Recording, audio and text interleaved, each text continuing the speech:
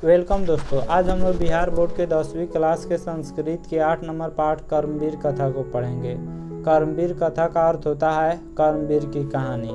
कर्मवीर का अर्थ होता है परिश्रमी, कर्तव्य में वीर या कर्मवान। परिश्रमी व्यक्ति को कर्मवीर कहा जाता है। सबसे पहले पाठ परिचय को जान लेते हैं। इस पाठ में एक पुरुषार्थी की कथा है जो निर्धनता एवं दलित जाति में जन्म जैसे विपरीत परिवेश में भी रहकर प्रबल इच्छा शक्ति और उन्नति की तीव्र कामना के कारण उच्च पद पर पहुंचता है।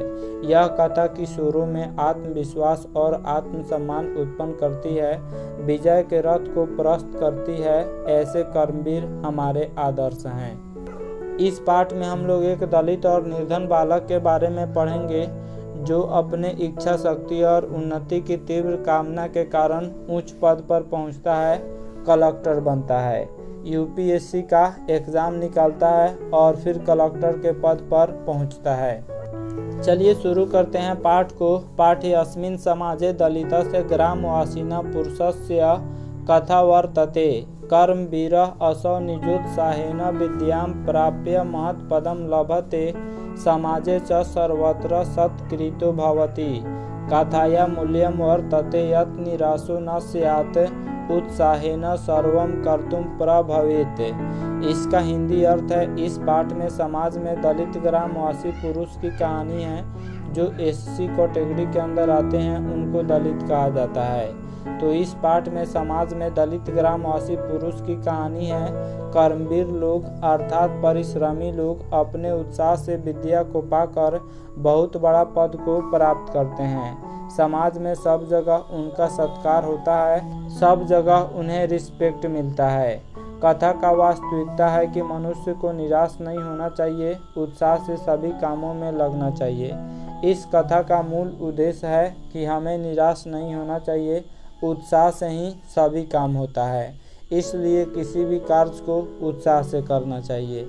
अस्ति बिहार राज्यस्य दुर्गम प्राय प्रांतरे भीखन टोला नाम ग्राम निवसन्ति अस्म, तत्र अति निर्धना शिक्षा विहीना क्लिष्ट जीवना जना, तेषु एवान्यतमस्य जनस्य परिवारो ग्रामाद् बहिः स्थितायां कुटियां निवसत्।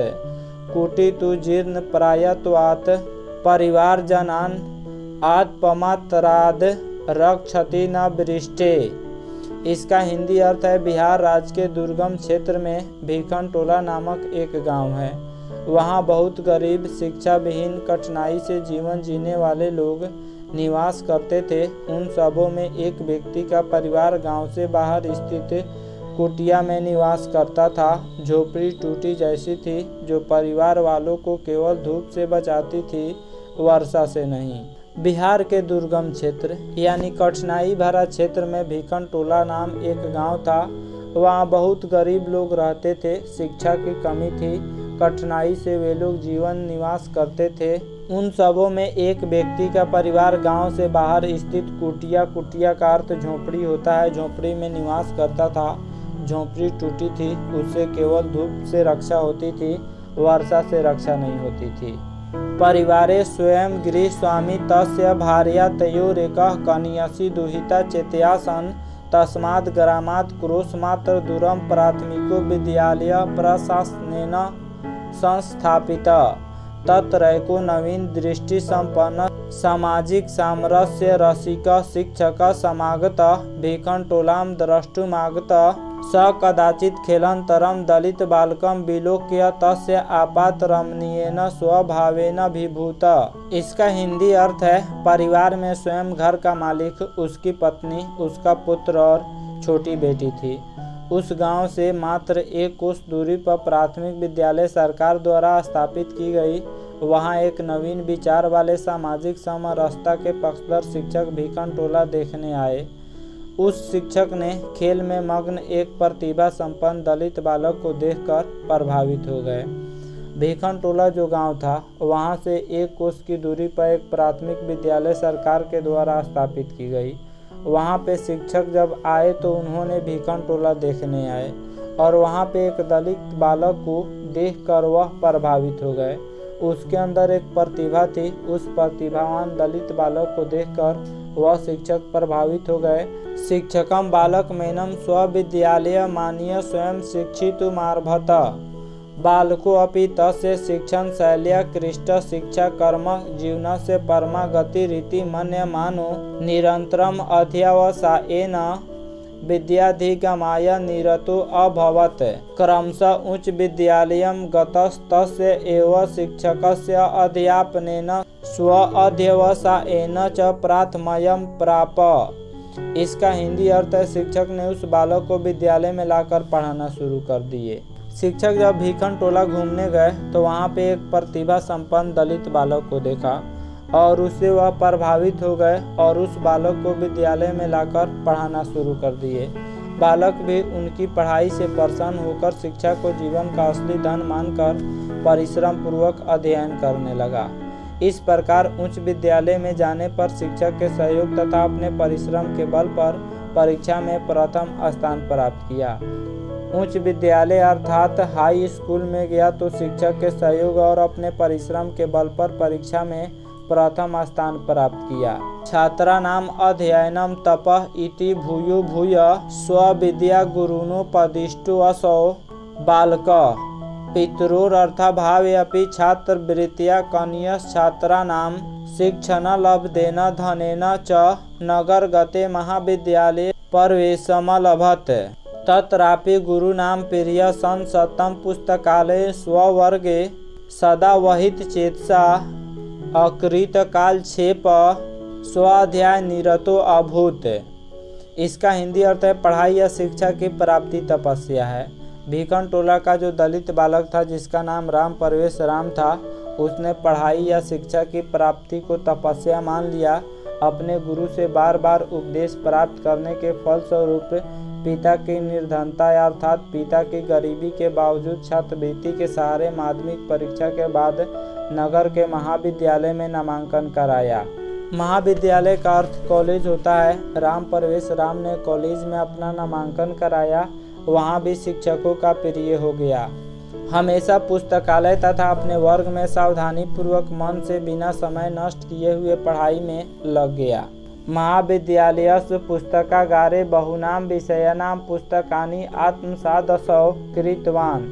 तत्र स्नातक परीक्षायां विश्वविद्यालये प्रथम स्थानमवाप्य स्वमहाविद्यालयस्य ख्यातिं वर्धयत्।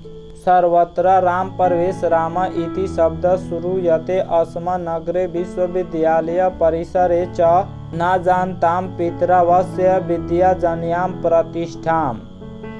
महाविद्यालय के पुस्तकालय में अनेक प्रकार के विषयों का अध्ययन करके याद कर लिया। स्नातक के परीक्षा में प्रथम स्थान प्राप्त करके महाविद्यालय की इज्जत बढ़ाई। सभी जगह विश्वविद्यालय में तथा नगर में राम प्रवेश राम सुनाई पड़ता था। पिता को कोई नहीं जानते हुए भी विद्यापुत्र के कारण प्रसिद्ध हो गए। राम प्रवेश राम जब कॉलेज में गया तो वहाँ के लाइब्रेरी की अनेक प्रकार की पुस्तकों का अध्ययन करके याद कर लिया तथा स्नातक यानी ग्रेजुएशन BA BSc BCom इस सब डिग्री को स्नातक कहा जाता है। तो स्नातक के परीक्षा में प्रथम स्थान प्राप्त करके कॉलेज का इज्जत बढ़ाई। सभी जगह विश्वविद्यालय में तथा पूरे नगर में राम प्रवेश राम सुनाई पड़ता था। पिता को उस समय कोई नहीं जानता था, लेकिन अपने पुत्र के कारण पिता भी प्रसिद्ध हो गए। वर्षांतरे असौ केंद्रीय लोक सेवा परीक्षायामपि स्वाध्यावसायेन व्यापक विषय ज्ञानेन च उन्नतम स्थानमवाप।